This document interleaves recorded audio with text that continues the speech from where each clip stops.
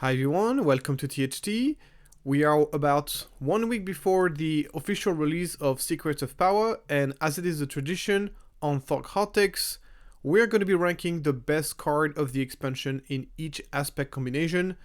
Yeah, it's going to be super exciting. So obviously this ranking is much more refined than anything I've posted so far on my channel about the new expansion.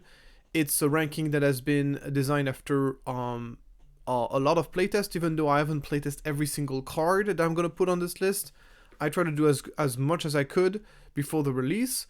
And this was also, this ranking was also designed in collaboration with other members of Team Enigma who also have had some extensive playtests with set 6. So this is not only the fruit of my own labor, it's the fruit of kind of like a combination of the different knowledge of the team.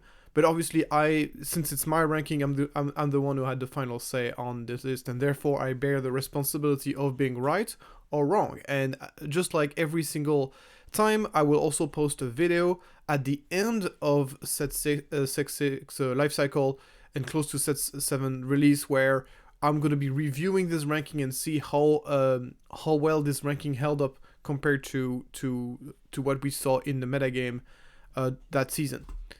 A big thanks to Card Market for sponsoring this video, and we're going to start right away with Cunning Villainy. My confidence on this ranking is relatively low because it is probably the aspect combination that I've played the least of. It is definitely probably one of the weakest aspect combination, and when aspect combination, like whenever the card pool is very weak, it can be very difficult to rank the different cards because it's just difficult because you don't have a lot of playtest on those cards because they are by definition pretty weak. Therefore, it's relatively difficult to rank which of those weaker cards are stronger than others. So moving on to my bronze medal, I decided to choose Darth Treya for my bronze medal. So why Darth Treya? Well, basically, of course, there's the combination with Grand Inquisitor, which allows you Grand Inquisitor and Darth Plagueis, the Darth Plagueis tail, that basically gives you an infinite damage. The problem is, like, this combo is honestly extremely difficult to pull off, and I can only imagine this being useful in a very specific matchup in very specific conditions. I don't think you can build a deck where this is your primary win condition. With that being said, Darth Treya is not a bad card by itself, and she has some pretty good combination. I think the deck where she will perform the best will be in Talzin Yellow. I think she's a great 3-drop that basically it's a 2/5 that has the on attack that gives -1/-1 to an enemy unit, because you get to untap your leader and use it again using Talzin's ability multiple times, which I think can be pretty powerful. So, is that going to be enough for the cards to be meta? I don't know, but to be fair, I've looked up the Cunning Villainy card pool, and honestly, I don't see any other card that will see more play than she does. So, even though I don't think she's going to see much competitive play, she's definitely, in my opinion, deserved the bronze medal on this. So, something I want to say before we continue in this video is I just want to make you understand that not every single competitive card is going to make it to the video. This video is only about ranking the top 3 in each aspect combination. And there's also going to be some non-competitive cards that are going to show up in this list, in this video, just because they are indeed the top 3 best card of the aspect combination. But it doesn't mean that they're going to see competitive play. It's just literally, this video is what it is. It is about ranking the top 3 cards in each aspect combination. Moving on to silver medal, we have decided to pick a card which I think might see some competitive play. It is Garindan. It is kind of like the new Bazine. The advantage that Garindan has over Bazine is, like, she will basically discard a card, and something that can happen with Bazine is, like, you basically discard, you want to protect your leader or something, you want to discard the card. But then your opponent redraw another removal, so it's not why Garindin will discard the card and make sure that this card doesn't get played. Obviously, Garindan has the huge inconvenience of being able to miss sometimes. Plot has some advantages that you're only paying 2 for it, you're not paying 4 for the smuggle, and you are also a kind of action cheating with the card because you're deploying your leader, and in the same motion you are effectively discarding whatever card could actually answer it, which I think can be really powerful. I think it's a card that it's going to take time for this card to really shine, because I think it's a card that requires a well-established meta to actually be functional. So, and even in a well-established meta, there's no guarantee that this card is going to see play. I think there's a situation where I think it can be better than Bazine, and some people can play it in addition with Bazine. There's actually a synergy between this card and Bazine, because you can first discard your opponent's hand, look at your opponent's hand and discard a card, and then you can play Garin down to actually discard a card guaranteed because you've actually seen the card. I think this card is worse than Bazine. Yeah, I think it's significantly worse than Bazine, but it doesn't mean that it's not going to see play, and I can see some situation where you would want to play this. I still think it's going to be very situational. Probably the most likely deck that wants to play this card is going to be Cad Bane. So, yeah, I don't think it's amazing, but it might see some play, so this was silver medal. In gold medal, there's the only yellow-black card which I think is guaranteed to see play in the upcoming meta. That's going to be the Screeching TIE Fighter. This card is great in the aggro, the yellow aggro deck we've been seeing, whether you're playing Snoke, aggro, Snoke, the yellow version of Snoke, or even like Tarkin yellow, but obviously the main deck that's going to play this card, and this card is the perfect fit for, both in terms of mechanics, but also in terms of thematic, is obviously Vader yellow. So this card is great because, first of all, it's another 2-1 for 1, which is a pretty good stat line for space unit. And something that Vader loves to do. Vader loves to go for double 1-drop opening, and it's been playing some very suboptimal 1-drops in space to be able to do this, but now it has found like a new premium 1-drop they can play. But the on-attack ability, even though it is situational, is incredibly useful in situation where it's good. One of the ways to counter Vader yellow was to try to race on the ground using restore units. So you get decks like Rey, for example, or even I would say to some extent Han 2 Blue was able sometimes to race Vader, notably by swinging with Karla Yoda, which was able to heal a bunch. You would also have card in green like I forgot the name. Peacekeeper, sorry, Sundari Peacekeeper, who could heal a lot. Those cards, basically, Screeching TIE Fighter will directly counter those restore cards, and Secret of Power is also bringing a new array of restore units, which are also pretty powerful. So Screeching TIE Fighter is an absolute auto include. It's not gonna make the deck a million times better, but it's gonna be a significant upgrade, and that's why it's gold medal. Moving on to Cunning heroism, my confidence in my ranking in this one is high. And we're going to start with an honorable mention. Honorable mention is any card which I think has the potential to make it to the ranking but didn't quite make it. Stolen Thorrk as unit is going to be in my honorable mention. This card is really, really nice. There's loads of synergy with it. It's relatively easy to get a spy token, but even if you don't, it's a very cheap +1/+1 universal, can be played on the ground or in space. It's not gonna make it in every deck, but if you got space for like a cheap upgrade, this is a really great one to have. Moving on to bronze medal, this is gonna be of course Anakin Skywalker. The best leader in the set, or at least one of the best leaders in the set, is Padme Amidala, and Anakin is absolutely amazing in Padme. Basically a 3/4 raid 2 hidden is just incredible. The hidden, make sure it gets to actually swing before it gets attacked most likely, and obviously get to represent 5 damage that early in the game is very, very powerful. It also has really relevant traits with the Republic, Force and Jedi traits, 3 very relevant traits. Just a great card, an absolute auto include in a Padme deck. Obviously the reason why this card is not high on the list is because it only works with Padme. Thankfully Padme is quite a good leader. At least the Padme we got from Secret of Power is quite a good leader. But this leader is, so obviously it's only specialized in one specific deck. Obviously if that deck happens to not be as competitive as we were hoping for, this card is not going to see much play. But I think he's quite a good card in Padme, and Padme is a good leader, so it's likely to see play in my opinion. In Silver Matter we got Faith in Your Friends. So this card is absolutely incredible. The only major inconvenience is that you do need to be playing quite a bit of yellow cards in this deck. you either need to be playing mono yellow or at least very heavily dominant yellow to make sure you trigger this consistently. But if you can, the card is incredible. It's gonna give you 2 spy tokens, and it's gonna replace itself for only 2. It's one of the most broken turn 1 play you can have with Padme, as you get to disclose, trigger a ping. You can then use Thorrk in town, so you can defeat the enemy 2-drop, and then you can put 2 spy tokens along on turn 1, which is pretty incredible. It's also great in a number of different decks. Basically, any mono yellow. Mono yellow was a color combination that didn't have any good turn 1 plays. So this is a really, really nice turn 1 plays for mono yellow. It's also a great card in the Aggro swarm deck. A great way to swarm the board that early in the game. It's also a card, the deck that had a tendency to run out of gas relatively quickly. This card makes up for that. So it's a card that's going to see a significant amount of play. It's not playable everywhere, as I said. You need to be playing a certain deck to be able to. You really need to heavily lean into yellow to be able to play it. But if you can, it's an incredible card. Also might see some play in Yellow Sabine if Yellow Sabine is capable of having enough yellow card in its deck. Just an incredible card. And in gold, without much surprise, is Bail Organa.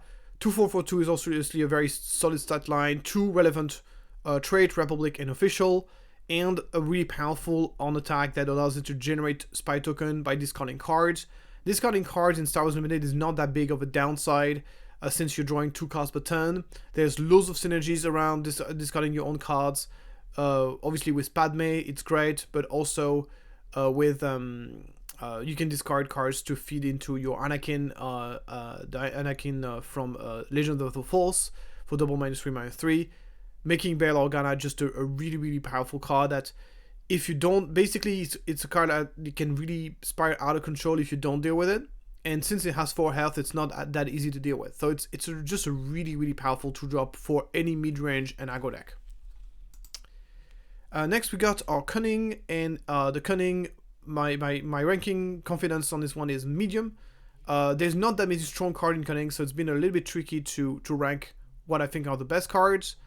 We're going to start bronze with A-Wing. A-Wing is a very simple card, a 1/2 raid 1 for 1, but it's honestly a pretty good upgrade for any yellow space aggro deck that likes to open up with double 1 opening. He's gonna want to play A-Wing.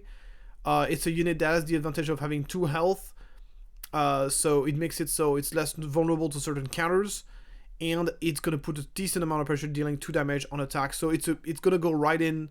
It's another upgrade for the Vader yellow deck.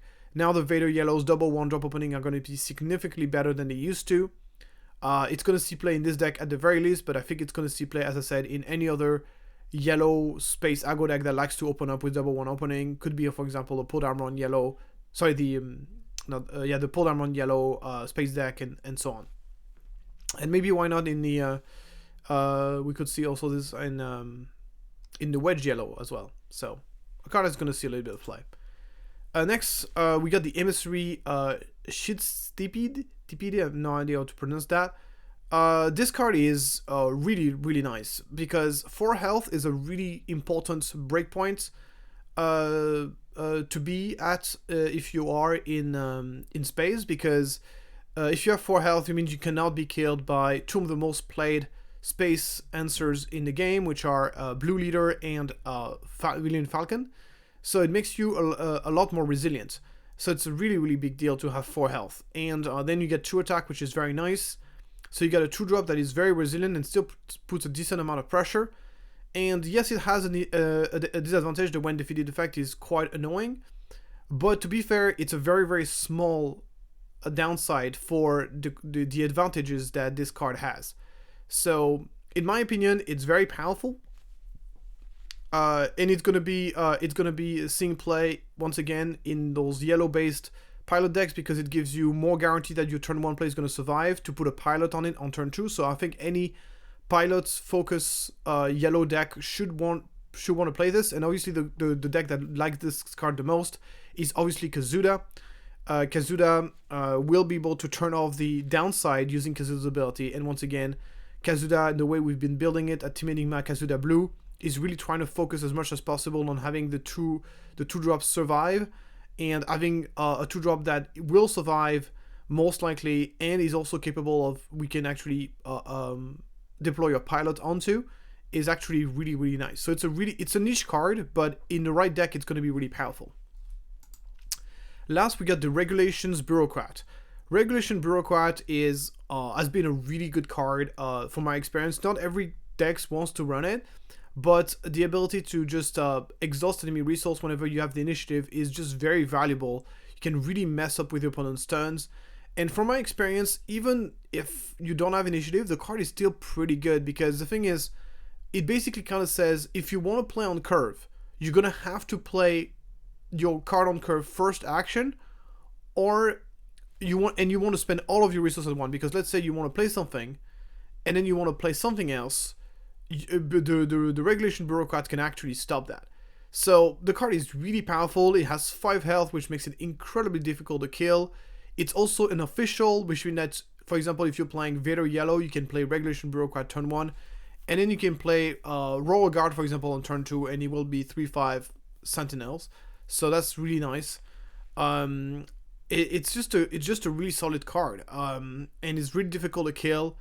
It's also going to see play in those official decks, notably like the Momothma deck. So I don't know how many decks is going to be wanting to run it, but it is a very strong card, and I'll be very, very surprised if it's not going to make a dent in the competitive meta for Secret of Power. Moving on, we got my blue-black ranking, and my confidence in this one is relatively high. Before we start, we have an honorable mention, Condemn. I know I dunked on this card quite a bit during my first impression video, but to be fair, I think the card is significantly better than what I said it was. I think what makes this card really powerful is the fact that it works on leader. So being able to turn off a leader almost entirely for 3 is very, very powerful. And the fact that the enemy basically, until that leader actually dies, which is not going to be easy to do, that leader is basically off, and it doesn't even have the leader. You also denied the leader ability as well, because the leader is deployed, is not dead, but is just condemned, which is just really, really awkward. So yeah, removal for 3 that works on leader. What is wrong with this card? Well, what is wrong is pretty straightforward. The problem is that it's very anti-synergistic with Paradox Side and Merciless Contest, which are the 2 most played removal for hard control decks. So obviously, I don't think you want to play this card over Paradox Side. I still think Paradox Side is a significantly better card than this one. And the problem is, like, they are kind of synergistic. So that doesn't outright kill the card. You can sometimes just play Paradox Side first and then play Condemn later on. But also, of course, the Condemn does not turn off the ability. It only turns off the ability when the unit is attacking. Also, if you have a unit that's more than -6 attack. So it doesn't work on everything. You could argue it's significantly worse than Frozen Carbonite, except that it works on leaders. So overall, what do I want to say about this card? Probably right now in Secret of Power, I think this card is going to be very niche, because as I said, if you're playing hard control, double blue, you might find space to put a couple of those cards in.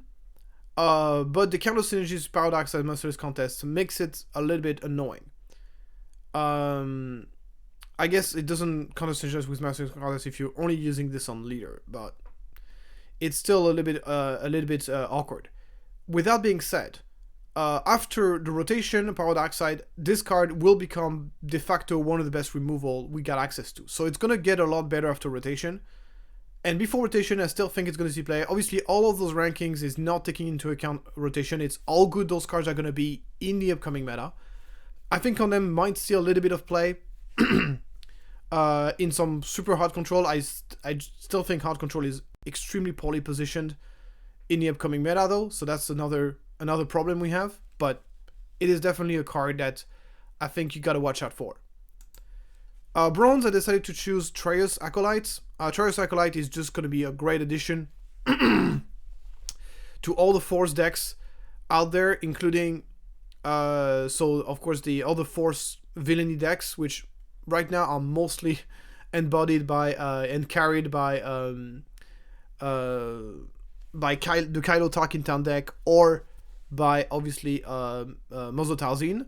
Having more Force 2-drops that are difficult to kill is very important for the deck, and it allows you to get the Force more consistently. It also will make it benefit Talzin Yellow a little bit more, because one of the problems that Talzin Yellow had was that he was lacking Force 2-drops, and Trios Acolyte is answering that as well. So that's a card that is not going to make a huge splash on the meta, but it's going to see more play than Condemned, I think, and will definitely help those Force deck significantly. Moving on, we got Cad Bane. This card I think is a little bit overplayed right now. It's okay in a few decks, but I think the main reason why we're going to see this card is, of course, because it's combination with Kira. If you compare this card to a card that we currently play in Kira, which is the Agent Callus. Agent Callus this year comes into play, ambush a unit in kill. So we cut by half the enemy HP, and then we get to finish off with Agent Callus, and then we get to draw a card. Cad Bane does a very similar things that we're going to be deploying with Kira, putting everybody half health, and then finish the job with Cad Bane. But I think Cad Bane is significantly better than Agent Callus in that specific role, because it's not drawing card, but because it's a plot card, you are effectively drawing a card when it gets played. You're doing card advantage whenever you play, because you're not spending a card to play the card. So it does have this role of card advantage that Agent Callus was serving before. But it also can target space units. It's not only restricted to and he's leaving behind a significantly bigger body. The Agent Callus at best will be a 4-2 or 4. Yeah, at best it's going to be a 4-2 basically. This is leaving behind a 4-5, which is significantly bigger. So I think this card will replace Agent Callus. It's also blue, so if you are playing a version of Kira that plays what's it called? Forgot the name. Charlton. It's actually a plus that the card is blue. So yeah, I think this is going to be an auto include in Kira. We see there's a few things that Cad Bane cannot kill, that Agent Callus could be able to kill, but that's, I would say, relatively rare. Most of the time, everything that most of the stuff will be able to kill by Cad Bane, I would say. So in gold medal is obviously emergency powers. This card is incredible. I think the main inconvenience of the card is that it's in blue-black, which is not a card that is associated to aggro decks, and this is obviously an aggro card. I still think that this card can be really powerful in any mid-range blue-black decks, because being able to take advantage of opponents being tapped out and dump 1,000,000 experience on a unit in the later stage of the game can be an absolute nightmare.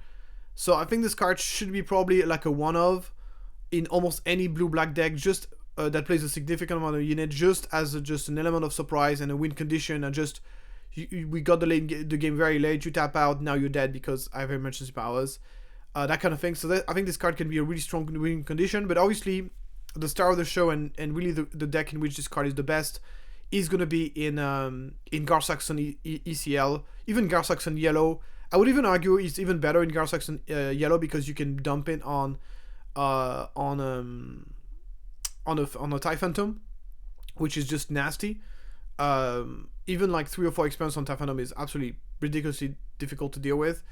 The fact that it's multiple upgrades instead of one makes it so if you don't play yellow and you don't play blue, you basically have no answer to this unless you're playing very specific cards. So it's a card that has very, very narrow counters, and if you don't deal with it, can just kill you extremely quickly. It has very powerful synergies. We talk about the synergy with TIE Phantom. There's also the synergy with Axe Wolves. We can just double all the +1/+1 bonus. You play Axe Wolves on turn 2. You play this on turn 3. And you get a 10-9 shielded unit that can attack right away. There's just there's decks that just simply can't deal with that. So it's just a really, really powerful card. And to me, it is by far the best blue-black card in the set. Moving on to blue-white. My confidence in this ranking is medium.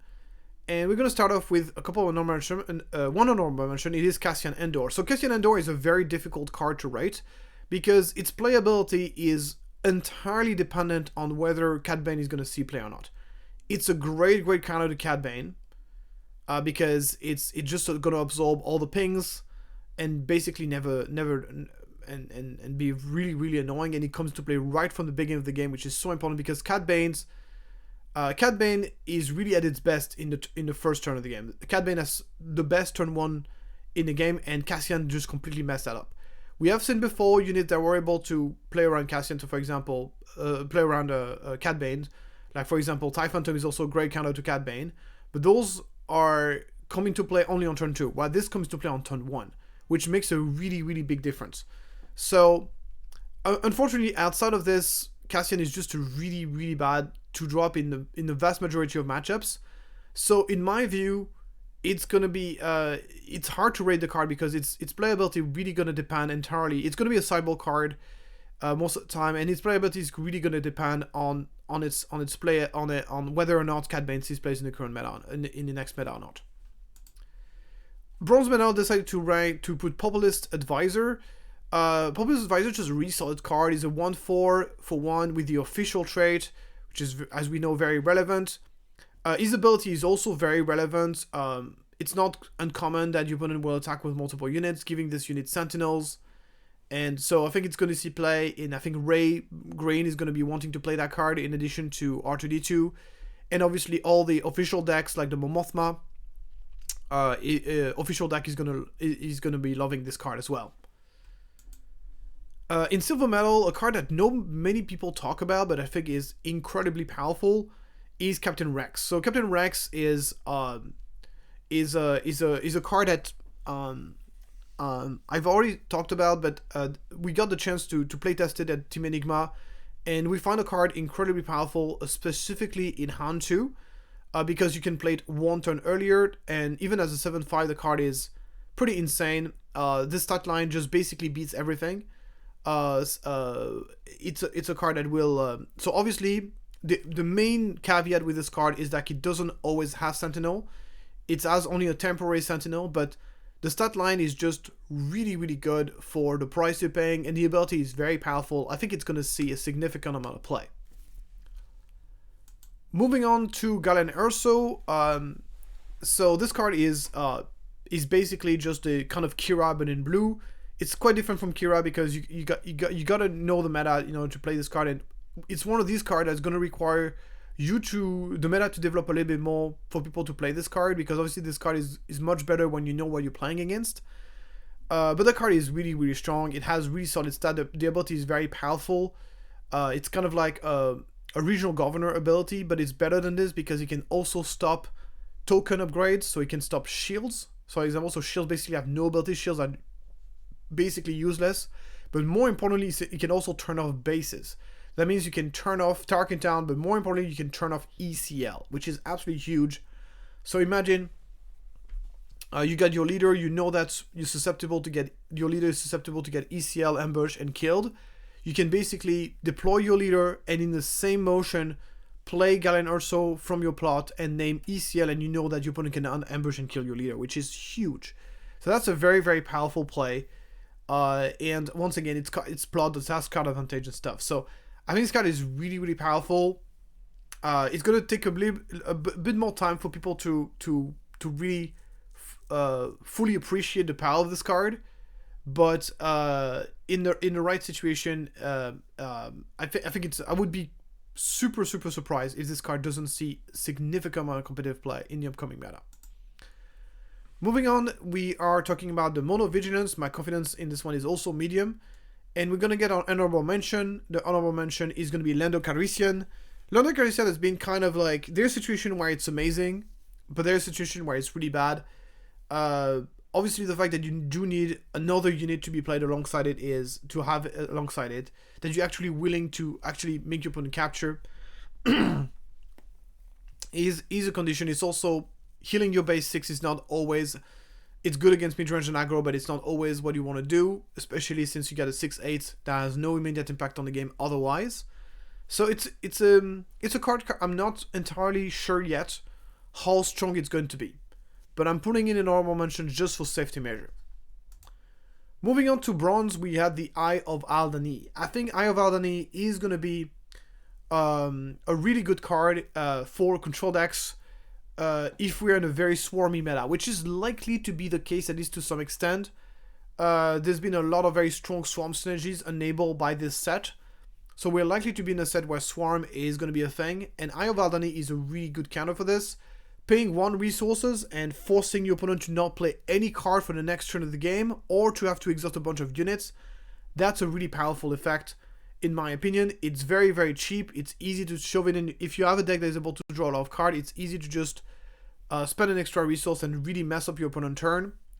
I'm not sure 100% that he's going to see play, but I think the card is quite, outside of the different blue card I've seen, it's the one that is most likely to be at least the third most.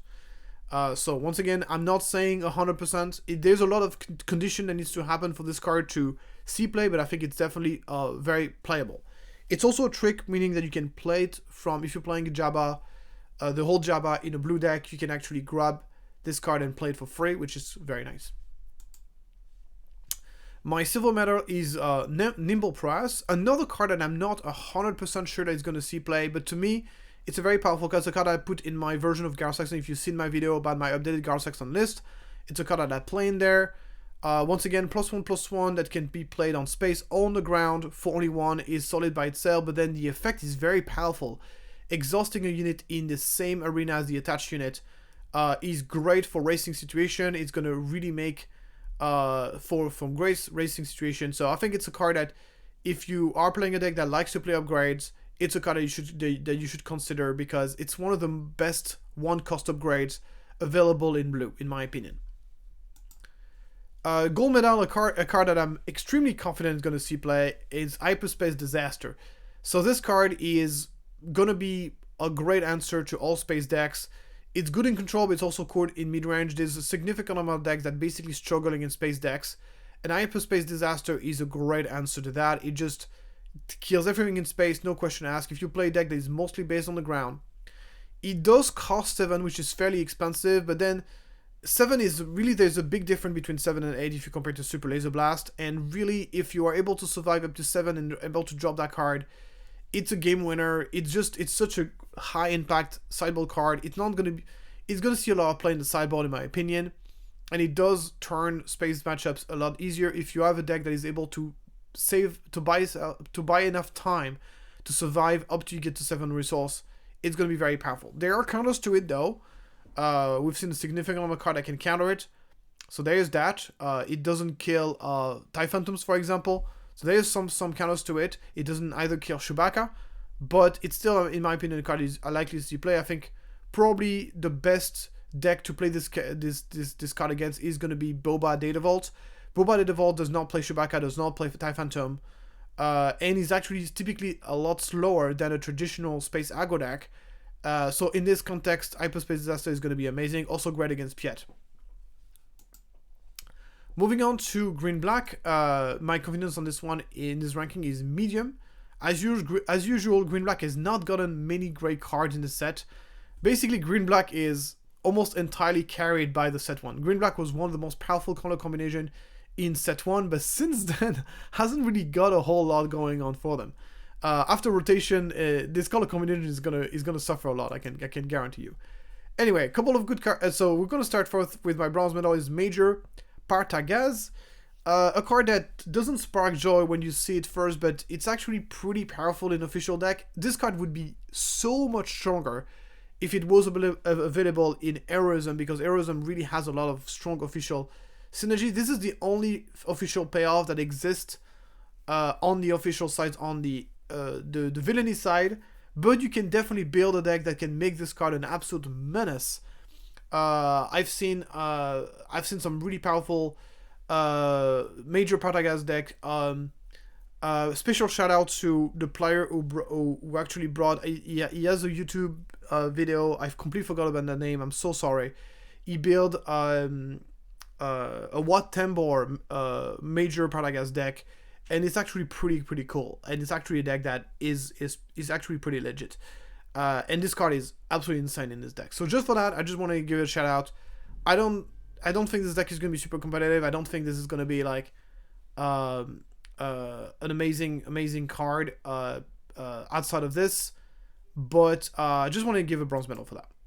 Silver medal though, we got Chancellor Palpatine, which is actually a very interesting card, because I think it's a card that is most likely going to see play in it's more likely to see play in heroism than it is going to be see play in villainy, which is really interesting, because all the Unity of Purpose decks that we've seen are actually being played on the heroism side, and this card is obviously amazing with Unity of Purpose because even at 5, you deploy your leader, you play Chancellor Palpatine for 5, you get a giant board, and then you can claim the initiative right away. You're giving very, very few actions for the opponent to answer, and then you drop Unity of Purpose. It's a stabilizer, it puts 3 buttons on the board for relatively cheap. It's really, really powerful. So it's really, really cool to see that this is a card that is villainy, but that's actually is most likely going to be played in heroism deck, which is very unique. I don't think we've ever seen a card like this in the game ever before. Obviously, it's also going to see play, so it's going to see play in a number of decks. It's a card that I absolutely play in my double green Bale deck, in the Mothma deck. It's also going to be see play, of course, in villainy decks as well, to kind of create. It's going to be great in Palpatine green, the new Palpatine leader green. That's going to be great. So it's one of the most powerful plot card available to villainy, in my opinion, and it's going to see play just for that. Obviously, it is narrow. You need to have your leader in play. If you draw it at any other stage of the game where you don't have your leaders available, then the card is kind of a dud. But for that specific purpose, it's really, really strong. So it's very specialized, but very powerful in the right case. Gold medal, I don't think it's a surprise to come to anyone, is the Imperial Dark Trooper. Just a great 2-drop. As I said before, 3/3/4 are not nearly as good as they used to be, but it still remains a very, very solid stat line. And it's in a very solid stat line in a color combination that really needed it. Like green black had the reputation of being a color combination with extremely weak 2-drops, and Imperial Dark Troopers basically fixes that to some extent. The other cool thing as well is like it's a droid. That means you can grab it from invisible hand to really put a lot of value on the board, and it's a really, really powerful combination in my opinion. Moving on to heroism villainy, and for the second time in a row, heroism command is getting some really, really powerful card. It was actually very difficult to sort out and to rank them because there's so many powerful options here. So we got a couple of honorable mentions. The first one is Renowned Dignitaries. This card is single-handedly making official a thing. This card is an insane payoff for playing officials. If you can have enough officials in play, which is very easy to do in this set between the spy tokens and the very high health and cheap officials, is very easy to swarm the board with officials, making this card just going to heal you up when it comes to play, and then comes to play with really solid stat as well. An amazing when playability in the official deck and Overwhelm. It's also fixing one of the major issue of the Unity of Purpose official deck. Is really one of the major weakness of the deck was that the aggro could just outrace him, especially playing a 24 HP base. But Renowned Dignitaries just completely solve that whenever you draw it. It's like it's either you play Unity of Purpose and then you just win the game, or you play this card and you don't find Unity of Purpose, but you find this card and then you just heal yourself back up and you can actually race. So really a great card. Without that deck be competitive, this is kind of the reason why I didn't put this in the podium, is because it's we don't know if it's going to see play or not, but it's a very solid card, and if this deck ever becomes competitive, it will be because of that card 100%. Moving on, there's another card which is, I think, is going to see even more play and is even more impactful than Renowned Dignitaries. It is the Figure of Unity, which does serve a similar purpose. It's a card that basically says, you are going to have a swarmy board, I'm going to put this on one of my leaders, and then I'm just going to attack, and I'm just going to race you. And the racing is just insane. So Figure of Unity is a specialized card. You need to play this on a unique leader. You need to have a relatively wide board, and you need to be in a situation where you're racing. But those situations do happen fairly often, especially against aggro space or other aggro decks. And this card basically just punishes you and says, you're not winning that race. I'm just going to outrace you. It's much, much better than I initially thought. It's a card that is absolutely great in the Bale drawing manufactory deck. It's good in any double green deck because those decks don't really have much removal. They just rely on racing to try to win the game. So it's really, really powerful. It's also quite specialized. It's also a great card in the Akbar Daredevil deck, which is also another very swarmy deck. A specialized card, but a very powerful one in the right situation. In bronze medal, I decided to put Captain Typho. Captain Typho might be one of the best Sentinels in the game. Best Sentinels, you would argue, would be Shirut, but Shirut is only good in Force decks, while Captain Typho can be played in any green-white deck, And oh god, this card is good. 4/5 for 4. Sentinel is just a great stat line that we've never seen before. And if that was not enough, it also has a very cool ability that allows him to heal up whenever he gets attacked, which is a nice icing on the cake. Just a really good card. In Silver Metal, there's obviously the Queen Amidala. Queen Amidala is just an amazing card. It puts 9 power for 5 resources. If you're playing this in hand 2, you can play this 1 turn earlier, and then you get to put 9 worth of attacks for only 4 resource. There's also, in the current way the rules works, according to the judges I've been asking to, if someone plays Overwhelming Barrage or even Bombing Run, you get to use the ability to redirect the damage that Queen Amidala puts on the spy, which means that the spies will die, but Queen Amidala will remain alive. So she's also a great counter to those kind of cards, as she will stay alive. So she's hard to kill with anything that deals damage, basically. So she has some counters, obviously. She's not good against everything. She gets hard countered by the Thousand Assassins or the Anakins with -3/-3, but in this case you can just resource the card if you're in a matchup where she's not good. But in most matchups she's going to be a really big pain. She's going to see play. I'm expecting she will see play in hand 2 ECL. She will see play in pretty much in a wide variety of green-white. I don't think she's going to be played in every single green-white deck, but she's going to be played in a wide variety of green-white decks.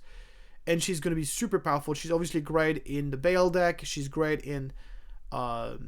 she's a great way to swarm the board. On the turn, you deploy Momothma, so then you can go Unity or Purpose after. So she's just good in a wide variety of decks. She's going to be a staple in those swarm decks, but she's going to be played outside of that. She's the best Legionary in the set, hands down. And she's going to be the chase card for this set in terms of value. So, and that's only the Silver Metal. That's how competitive this color combination is. Because in Gold Metal, we have what is one of the best 2-drop in the game. This card is just absolutely nasty.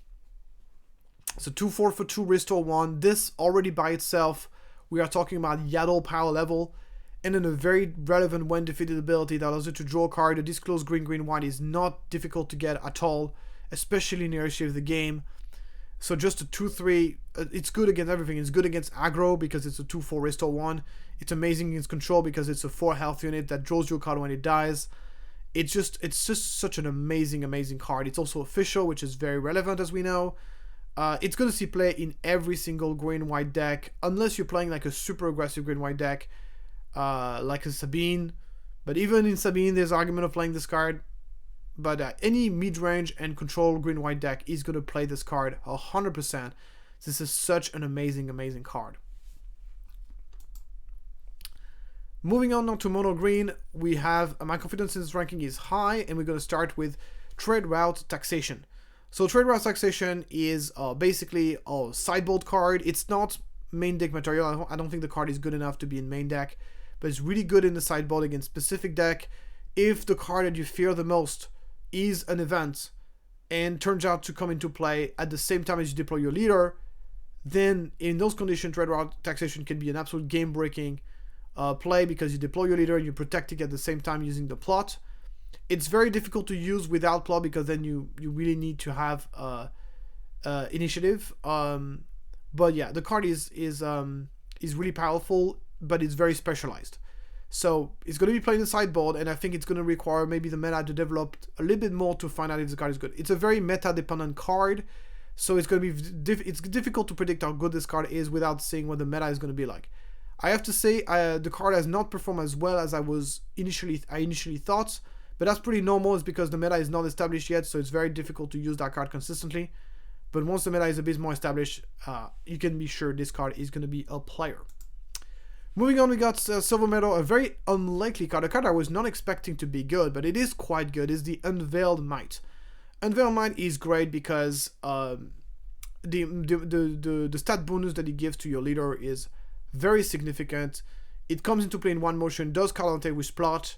So it's kind of like a Dark Saber, but it's a Dark Saber that does card advantage, is a bit, and therefore is a bit less risky than just playing a Darksaber. You can do this in one motion with action cheating.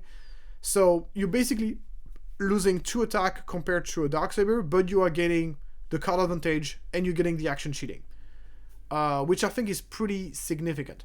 Also, Unveiled Might can be played while the Darksaber can only be played on a non-vehicle unit. Unveiled Might can actually be played on any space unit. So there are some decks that prefer to play this card over Darksaber, and obviously any decks that heavily synergize around plot, like the Bail Organa deck, is going to be loving that card. So I think this card is really good. I think this card is quite good. In gold medal, I decided to put Jar Jar Binks. Jar Jar Binks is basically the better version of Unveiled Might. Obviously, those 2 cards are quite different. There's some decks where you want one or the other, and there's decks where you want both. But Jar Jar Binks I think, is the card that is going to see the most play. It's so cheap, comes to play, gives the +2/+2, and then so it's really good with plot, and you play it alongside another 2-drop.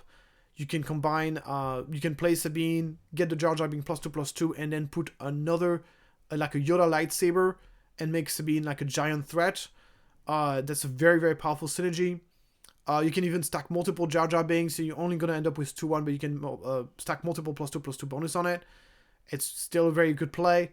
It's also a card that is just not bad to play. Like, even without plot, the card is actually pretty decent. It's kind of, think about it as a sort of like a small fleet lieutenant, but with worse stats and no action cheating. But even, I would say, the card is pretty decent, even without plot. And this is but with plot, it's really, really amazing. It's really one of the best green card, and in my opinion, one of the best card in the set. It's surprisingly powerful. It's so incredible. It basically I would say, every single green aggressive deck is going to be running some amount of this card. I think it's really powerful. Moving on, we got our red-black color combination, and my confidence on this one is high. This color combination did not really get a whole lot of things, just like every set, it seems like. It has historically been the weakest color combination in Star Wars Unlimited, and unfortunately this set is not going to change that. Honorable mention, I just want to give an honorable mention in Emperor Occupier, because this card is quite good in Throne Red.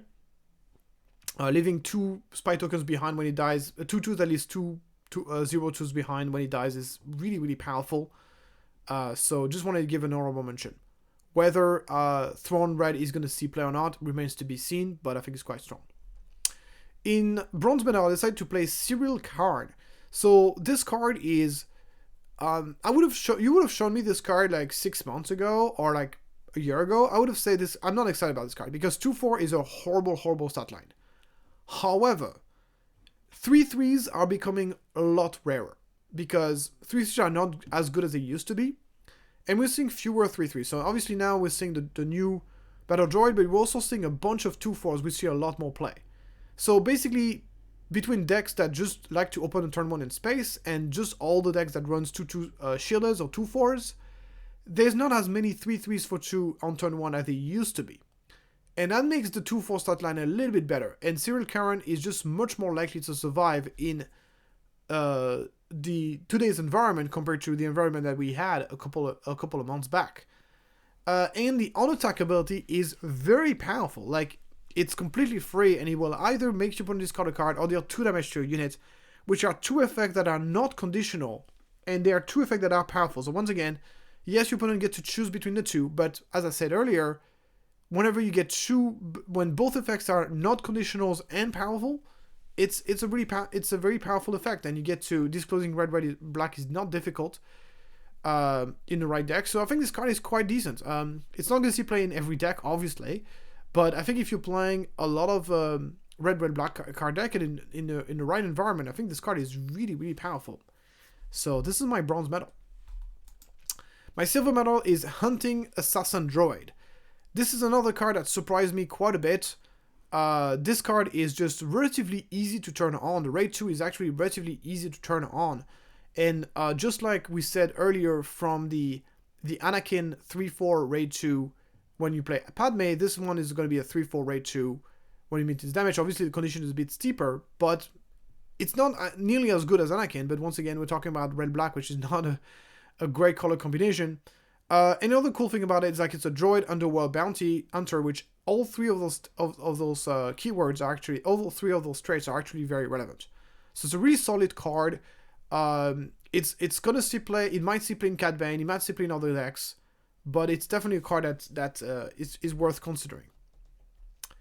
Then in gold medal we have Confidence in Victory. I've cooked a special deck playing Confidence in Victory, and in this specific deck that I will show you on my channel soon, this card is the absolute insanity and just wins the game right away. So it's a very specific combo, guys. I'm still cooking with it, and it's insanely powerful. So I'll reveal it on my channel soon enough. But yeah, Confidence in Victory is absolutely the best red-black card in the set, and it might be the best card in the set altogether because of how powerful this combo is. And obviously everything I said is absolute bullshit, and you just got bamboozled. No, this card is absolutely unplayable. There's no hidden combo that makes this card good. It's very, very difficult to play, extremely situational. But anyway, I just wanted to make the joke. Let's get on to the real winner of the black-red category. It is the Fulminatrix, and this card is quite good. It's obviously great in Piet Red. It gives us more 8-drops that are really powerful and do make up for the fact that the deck is a bit weak against ground. And 7 health is a good stat line, means you don't get killed by a number of things, notably the Luke Skywalker's -6/-6, all the Anakin -6/-6, and you end up with a huge body that puts a very fast clock on the opponent. But I think this card is going to see play in other decks. I think it's not only a Piet Red card, it's going to see play in, it could see play in some more like control-y deck, because this is kind of like a mini Avenger if you think about it. It once again, it kills something when it comes to play most likely, and then it just does the same every time it attacks. So I think it's quite good. And at least it's the best green-black card. Once again, green-black card has not been served really well in the set, and yeah, it shows. Moving on to red-white, my confidence in this ranking is high, and the bronze medal is Luthen Hallcraft. This card is really powerful. The when defeated effect is just insane. Being able to discard 2 cards on your opponent is very powerful, and Disclose red white is very easy, obviously. And then if your opponent doesn't deal with it, it just attacks for 5 in space, which is quite powerful. So it's obviously more than an anti-control card, and I don't think decks need more help against control. I think control is going to be absolutely non-existent in the upcoming meta. But if ever your deck is strong against control and you need some help, Luthen Hallcraft is a really good addition. Another really cool thing about this card is that it's a rebel, which is also awesome. So I think in a given meta, this card would be amazing. I just don't think we're going to be in a meta where this card is going to be great. But who knows? Maybe I'm being pessimistic. Maybe a hard control is going to be a thing. Maybe control is going to be a thing. Also, another icing on the cake is that it's a card that has a very powerful when defeated effect, but actually doesn't get countered by no glory only result, which is awesome. Moving on to Kazuda Xiono. So Kazuda, the unit, this card is relatively difficult to turn on, it turns out, but if you're playing a deck that can actually turn him on relatively easily, I'm mostly thinking about Sabine Yellow and Lando, and the Lando red deck, the Lando from Shadow of the Galaxy, which I've seen a little bit of play in competitive. Then you can turn this on very easily, and then you basically get like a 6/6 for 4, which is just absurd. It's very, very powerful. It's also a card, it's one of the few cards that can actually come into play and can basically just intercept and kill Han Solo on his own. Han Solo, talking about Han 1, or even Han 2, by the way, and survive. And that's just really, really powerful. So the 6 attack that early in the game is a very big breakpoint.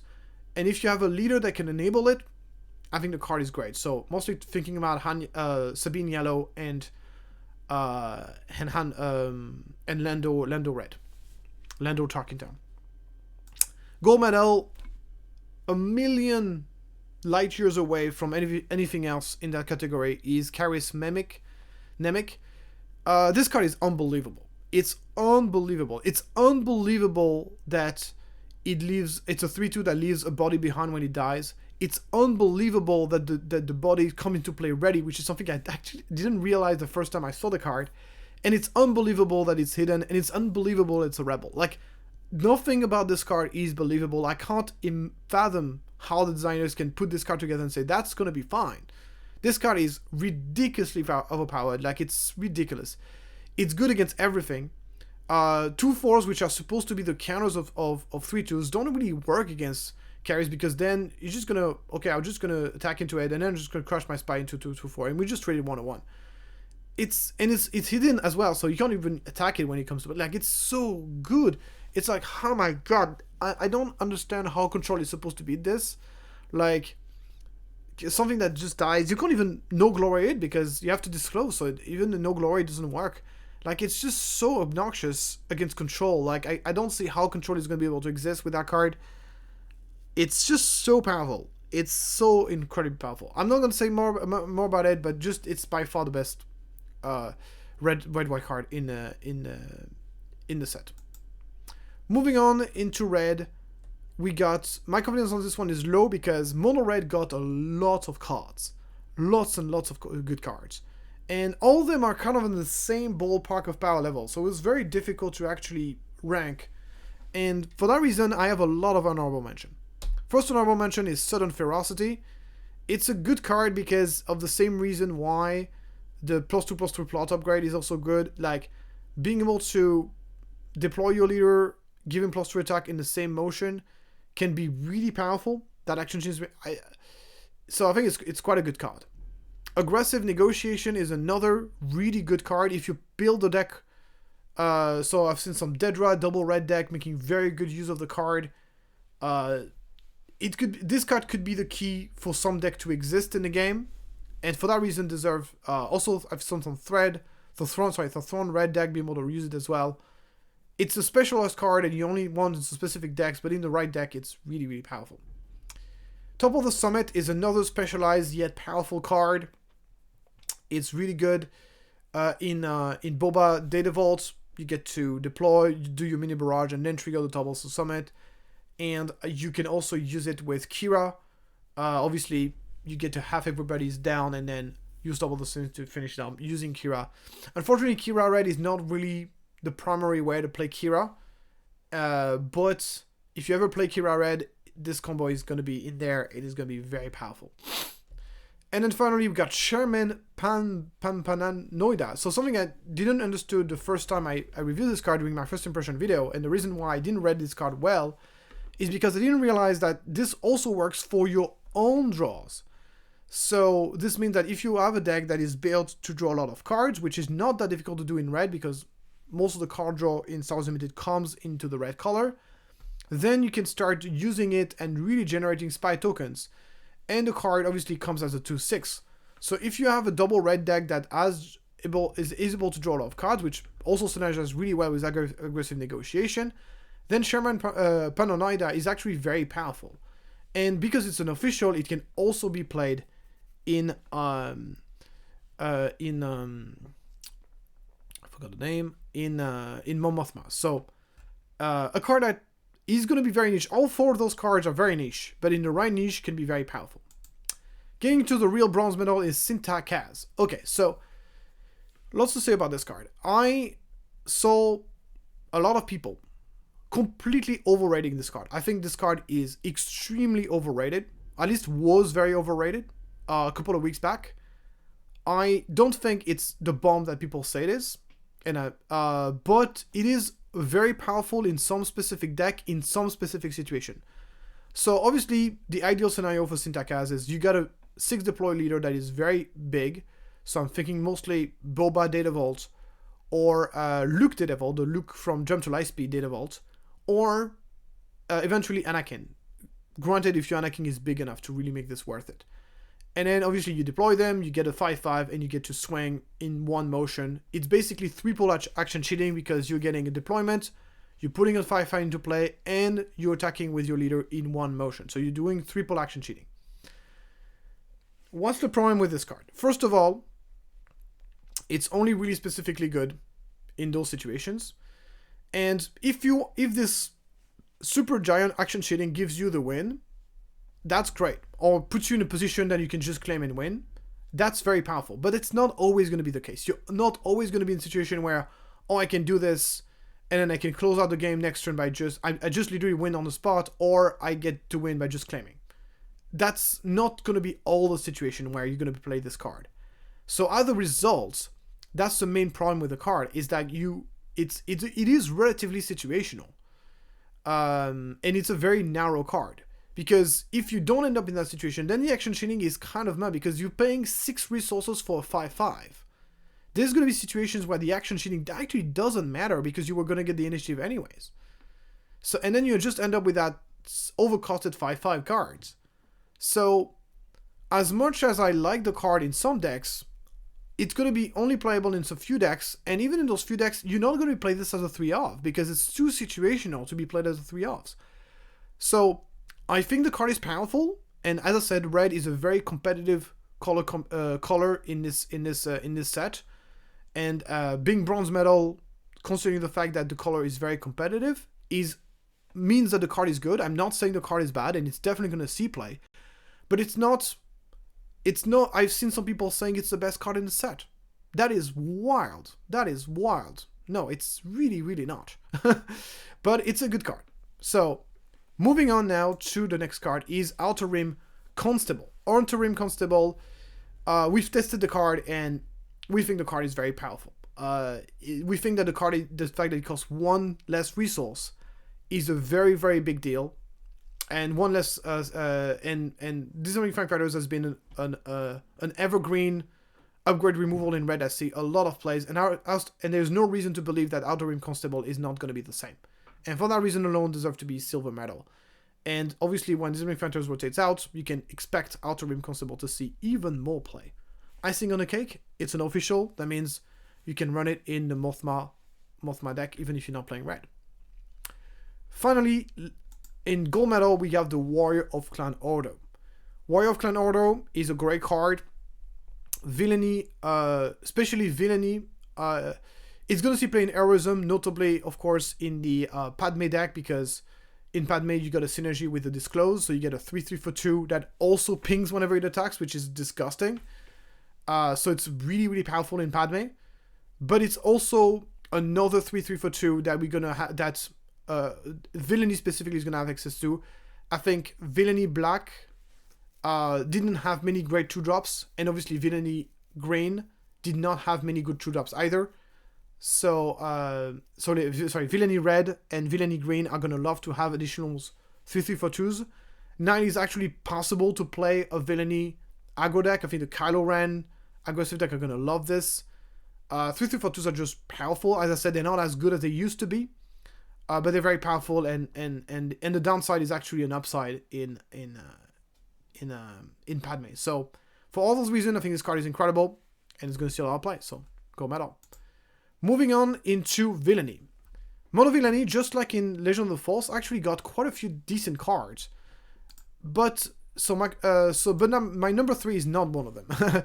I put Supreme Constellar 8 as the bronze medal simply because it's a decent card. It's another 3/3 for 2 available to Snoke.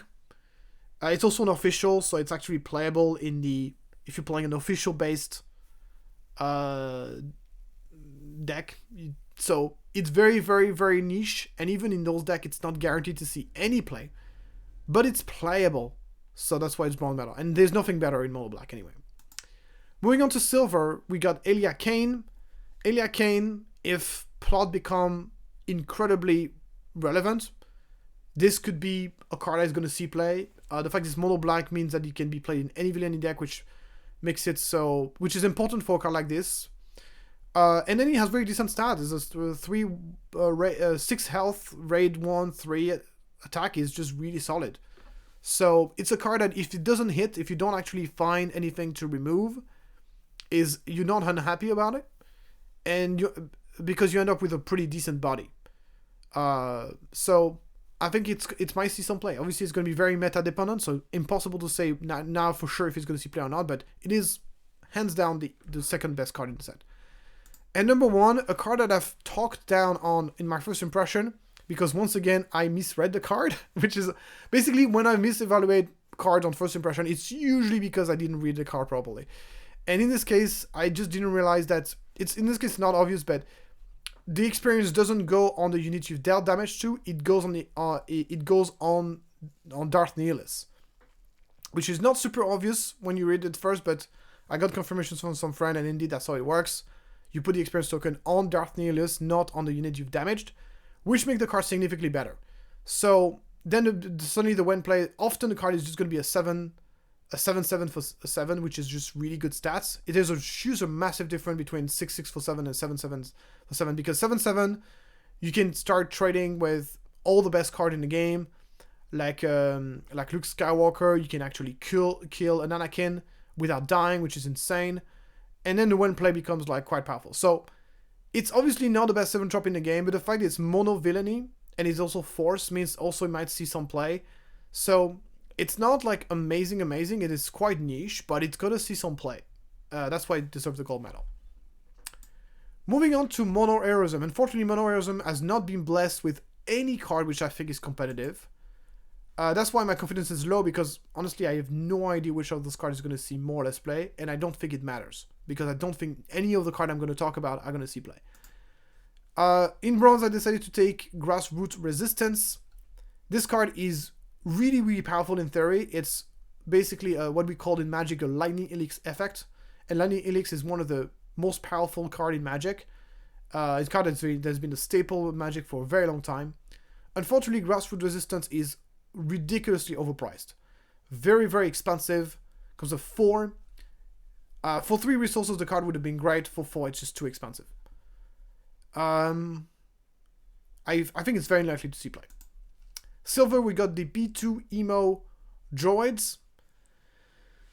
There's quite a few 4 health droids in the game, and this one is not the best one, not by any stretch. The ability is mediocre at best, because you can't have it's difficult to make work.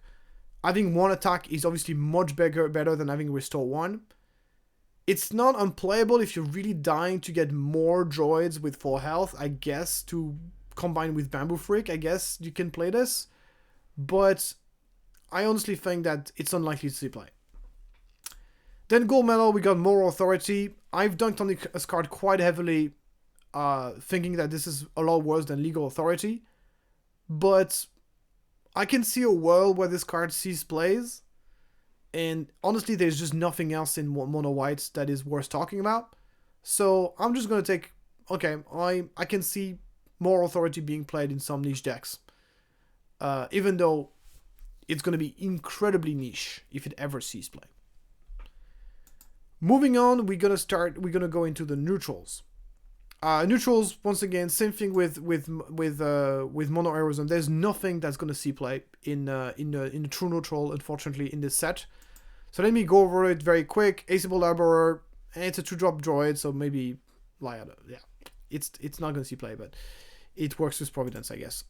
Inspiring Senator, it can get discounted by Krennic. So it has synergy with Krennic, and then the officials. You can do some, you can double trigger the effect with Thrawn and do some stuff. So it's kind of like, if you're playing an official Thrawn deck, it could be fun to experiment with, but even there, I don't think it's pretty good. And we got Inspector Shuttle, which is actually not terrible. If you hit, you get a 2/4 for 2, but you need to hit, that's the problem. So if you have a deck that can consistently see your opponent's hand on turn 1, that can be a good card, but unfortunately I don't think there's such a deck in the game right now, but maybe at some point there will be. Next, we go into serious business. If you followed my tier list video, you probably know already what I'm going to put in there. My confidence in this one is low, because rating leaders is always the most difficult part and the most hazardous. The most difficult. If you think... but yeah, my opinion has not changed on the leaders since last time I posted my leader tier list. Honorable mention goes into Momothma and Sabe, which I think are going to be... they are competitive leaders. I don't know if they're going to be meta. It's not guaranteed in my opinion. And I think there's no leader in the set which is guaranteed to be meta play.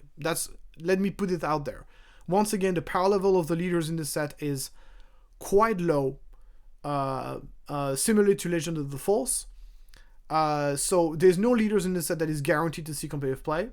But Momothma and Sabe could see play. I think there's very powerful things you can do with either of those leaders. So that's why they're in the honorable mention. In bronze medal, there's Dead Ramiro. She has one of the most powerful leader ability that a control deck could have. I think she's probably, if you are willing to play red-black, if you're committed to play red-black, she's the best hard control leader you could possibly play. Because she has a very relevant leader's ability, and her deployment actually helps you stabilize the issue of the game. We know that leader deployments in hard controls are the least important things, but Dedra actually does something when she deploys and actually helps you stabilize the game, which is really what the hard control wants the most. Unfortunately, I think hard control is going to be unplayable in the upcoming set. There's, once again, way too many things that counters hard control that are going to see wide amount of meta play.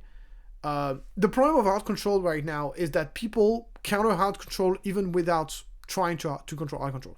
Cards like Skia di Mundi, cards like the new 2-drop, that the 3-2 for 2 hidden that generates a token when he dies. All those cards are just insane counters to hard control, but they're just amazing cards. They're gonna see play in every single deck that runs those colors. And that's the problem with out control. There's way too many cards that counter out control even without trying. And in the meantime, hard control is not really getting anything. There's very, very few cards in this set, or in Legend of the Force, or even in Jump to Light Speed that actually fits in control, that actually are good. So basically, I think Dead Ramiro is amazing control leader, but she's control is just going to be unplayable. However, and this is where I kind of save her, is that I think she might see some play in some more mid-range build. I've seen some very promising double red builds. I've seen maybe some blue build where she plays more mid-range, where she works quite well. In a mid-range deck, her ability is not as powerful, but I still think she works. So that's why I'm giving her a bronze medal. Silver medal, I've talked about it a lot. Bail Organa, it's been my favorite leader to play this set. I think he's very unique. He has a very powerful leader ability. It's at the same time an extremely resilient deck, but also a very, very aggressive deck that is very hard to stop. However, it does have some heavy counters. It doesn't like playing against space decks. It gets and there's of course cards like Bombing Run Barrage that really counters the deck very heavily. So it has clear weaknesses, but it's a very powerful deck. If the meta allows it, I can see Bail Organa seeing some significant play, and I'm pretty sure that if ever Bail Organa sees play, it's going to be the Droid Manufactory variant. I could be wrong about this, but this is my instinct. Gold medal, we got Padme Amidala. She's the safest leader to say that she's going to see play. Some people just say, well, she's just a worse version of Quinlan. I don't think that's true. At least she's not strictly worse than Quinlan. She might end up worse than Quinlan. That's possible. But that's definitely possible. But it's definitely going to require more testing to find this out. And I'm confident to say that she's the best leader in the set. There are just too many cards in the set that synergize with her. I was not very excited when I first saw the leader, but then as the spoiler season unfolded, there were just so many powerful cards that synergize with her. We talked about the Bail units, but we also talk about the 3-3 for 2. Obviously, the Takin Town is going to be the only way to play her competitively. I'm pretty sure. So I think she's great. Is she better than Quinlan? Once again, she has powerful build around cards, and she actually chooses where the damage goes, as opposed to Quinlan, who can't really decide as much. But she has a later deployment for not much payoff, just a one more health. So I think she's good, but I don't think she's like amazing. I don't think she's guaranteed to see competitive, to be part of the competitive meta. People will play her, of course, at the beginning because she's new and shiny. But at the end of the day, she might just end up being a worse Quinlan. And even Quinlan nowadays doesn't see as much play anymore since the ban of Fourth Throw. So there is that as well. In any case, in my opinion, she's the safest best, at least in terms of leaders, and she might be the best leader in the set. And that's my ranking. That's my take. Moving on, before we get into the non-leader, non-base ranking, so the overall ranking of the cards, I just want to let you know that you can pick up Always 2 on Card Market for only €1.07. It's a card that I still don't think it's going to be tremendously competitive, but it's going to be very fun to play with, and it's going to be a lot more fun to play with the new set, because there's just a lot more theft now in the new set than there used to be. So if you're into more kind of fun, casual builds, I think it's a good card to pick up. Moving on to the overall ranking non-leaders, once again, confidence is medium on this one. I'm actually more confident than usual for the overall ranking because there's clear cards that are really, really above the rest, in my opinion, in terms of power level. In honorable mention, I wanted to talk about Jar Jar Binks and Queen Amidala. I think both of these cards have the potential, could potentially end up in the podium. You can make an argument to put them on the podium, but they didn't quite make it in my podium, at least. Both incredible cards. In bronze, we got Bail Organa. 2-drops are the most impactful cards in Star Wars Unlimited in terms of meta impact, because they're the cards you play on turn 1. Like, you're gonna understand that an earlier a card comes to play in the game, the more games it's gonna impact, because every single game goes to turn 1. Most games go to turn 2, most games go to turn 3, turn 4, but then 2-drops are really the bread and butter of what constitute like a powerful deck, in my opinion. And 2-drops are the most impactful, the most influential cards in Star Wars Unlimited, because they're the cards you play in that you play every single game, and they're the card who set the tone on how the game is going to go. Especially recently, where Control has taken a backseat and now we're more in a mid-range / aggro meta. In that context, 2-drops matters even more.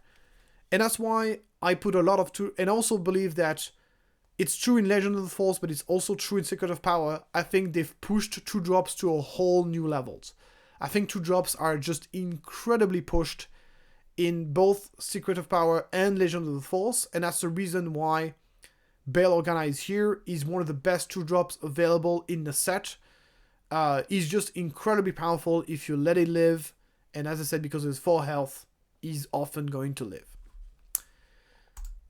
In Silver Medal, we got another 2-drop, and it's crazy to me. When I first saw this card, I said, this is going to be the best 2-drop in the game, hands down. And it turns out it's not the best 2-drop in the game. We'll talk about this later, but it's an incredibly powerful card. It's going to see play in every single green-white deck, unless you're really playing very aggressive. And if you're playing green-white, you're going to be playing this card. And it's just a really, really powerful card. It's good against everything. It's good against Control. It's good against Aggro. It's good against mid-range. And yeah, this is a great example of how pushed the 2-drops have been since Legend of the Force. She is really incredible. And then gold obviously comes as a surprise to nobody, I think. At this point, I've teased it enough. Charismatic is the best card in the set, and that's not even close. And that's crazy to think that, as I said when I saw Mina Bontaris, I said this is the best 2-drop in the game. But this is the best 2-drop in the game. Charismatic is hands down the best 2-drop in the game. Absolutely mad card. Can trade with any other 2-drop that he's going to encounter. It's a very aggressive card that puts a lot of pressure on your opponent. And when it dies, it leaves something behind. Like, what else can you ask for? This card is ridiculous. It's an unbelievable card. And to me, I don't think it's a good card to have in the game. I think it's too good. I'm going to call it now, but I don't know if it's going to get banned. But it's going to depend on how the meta shapes up. But it's a card is one of these cards that is just too good. It's overpowered. Whether it's going to be banned, that's a different story, because a card can be overpowered but not ban worthy. I can give you a couple of examples. Overwhelming Barrage is overpowered. I don't think it has ever been ban worthy. So it is an overpowered card. Do I think it's ban worthy? Impossible to say. Only time will tell if that's the case or not. But it is definitely an overpowered card. But once again, don't translate with overpowered means automatically it needs to be banned. There's tons of cards that are overpowered that don't necessarily need to be banned. I'll give you another example. Of Familiar Falcon is an overpowered card. Han 2, the leader, is an overpowered card. Sabine is overpowered. Like, there's certain amount of cards that are overpowered. Poe is overpowered. So overpowered does not mean that it's ban worthy, but it's by far the best card in the set. It's the best 2-drop in the set.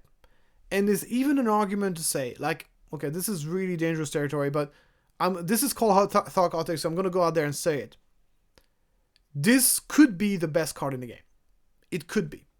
I'm not saying that's the case. I'm saying we're probably going to need a lot more testing and we're going to see how it influences the meta to actually, but this could be the best card in the game. It's just incredibly powerful.